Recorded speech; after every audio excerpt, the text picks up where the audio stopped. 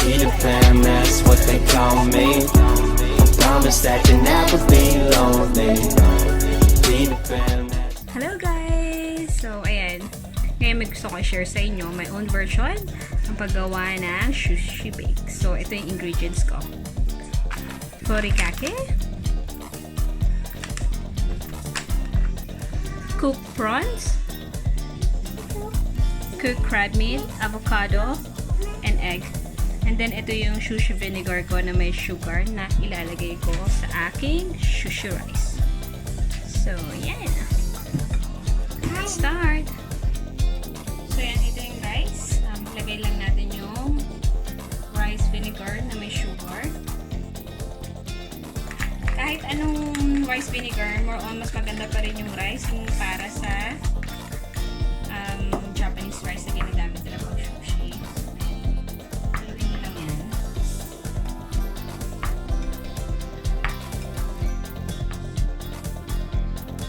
Then gagawin natin is yung magiging toppings natin. So halu-haluin lang natin to. Yung prawns,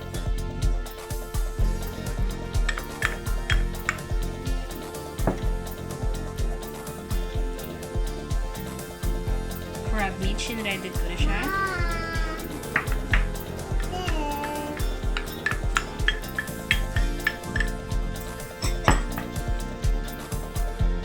And then, yung avocado.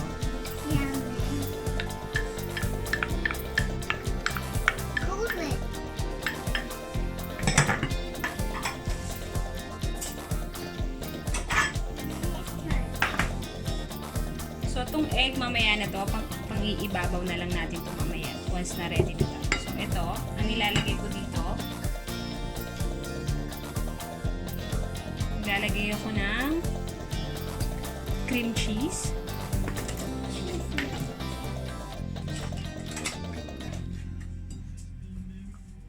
So, ganyan siya karami.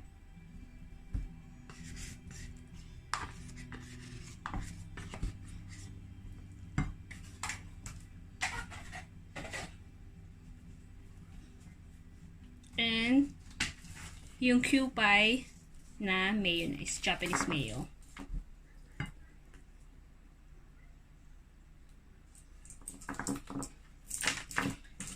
Ito guys, pagdating sa mayonnaise or sa cream cheese, tatansyahin nyo na lang dahil syempre ayaw nyo naman masyadong creamy na sobra-sobra. Yung tama lang siya at hindi sobra.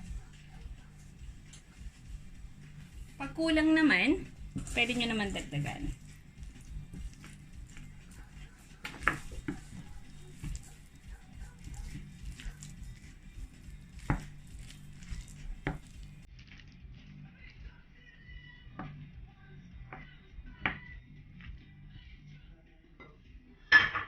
Put aside muna natin to. So, nakita nyo naman, no?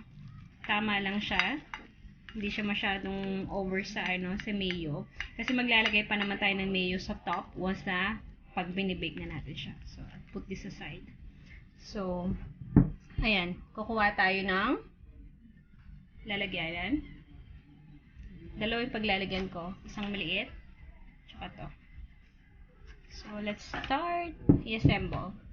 So, yung rice.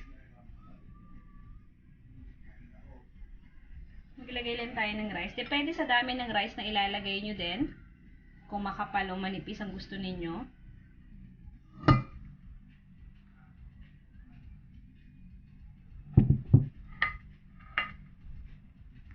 I-flat nyo lang siya dyan.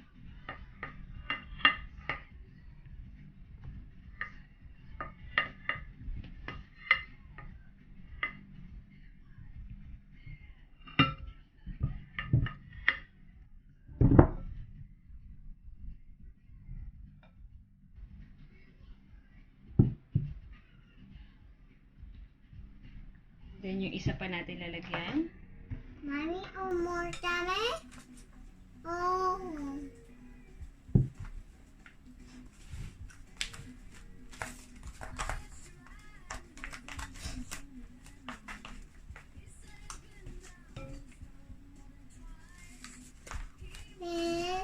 What did we do?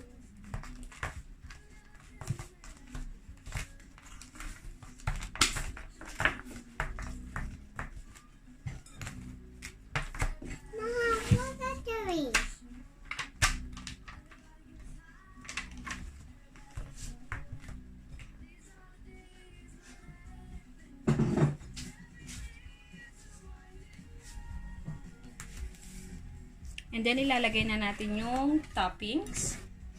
Unahin natin to. Spread nyo lang siya dyan.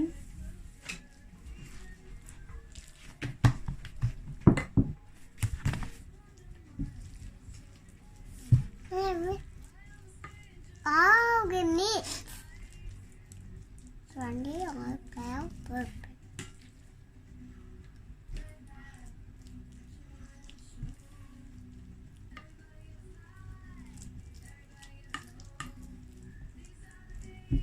Oh, no, Perkins.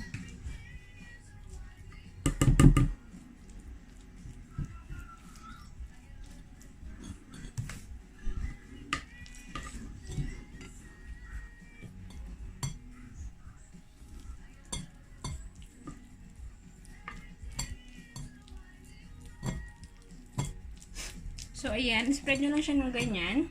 Spray? Oh, no.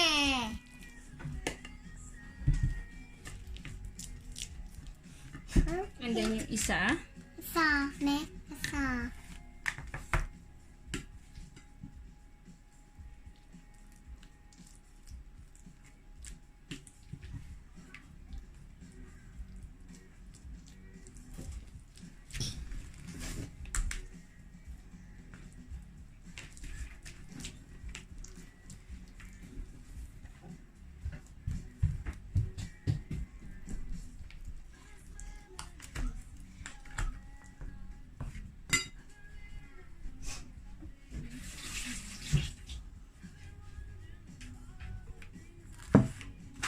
And then, ito.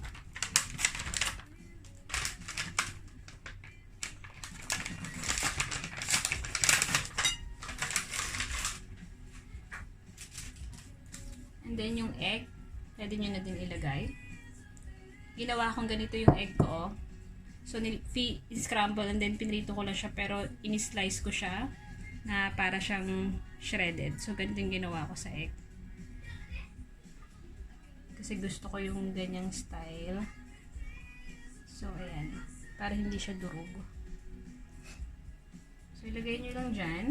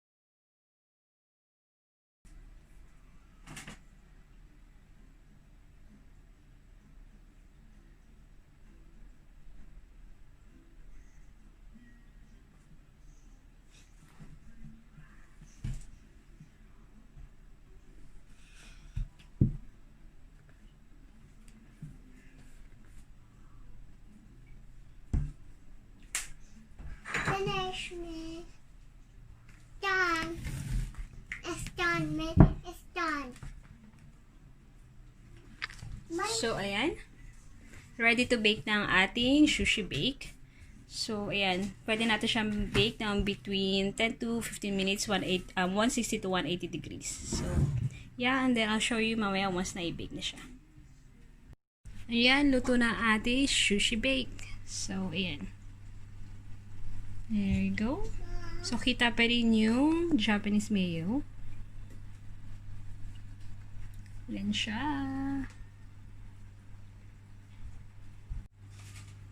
So, ayan. Meron tayong sushi packet.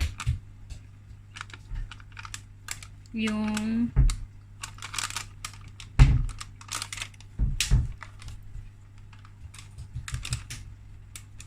ayan yung nori natin. Nakapacket na siya. So, buksan ko lang.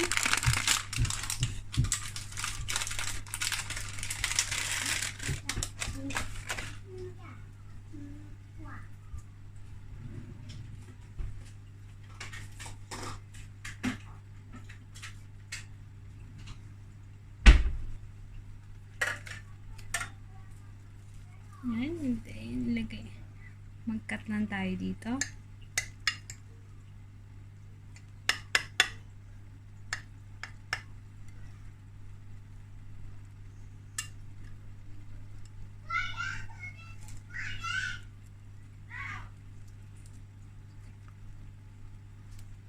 Andito, BL, iPad mo. Wow, mainit pa siya.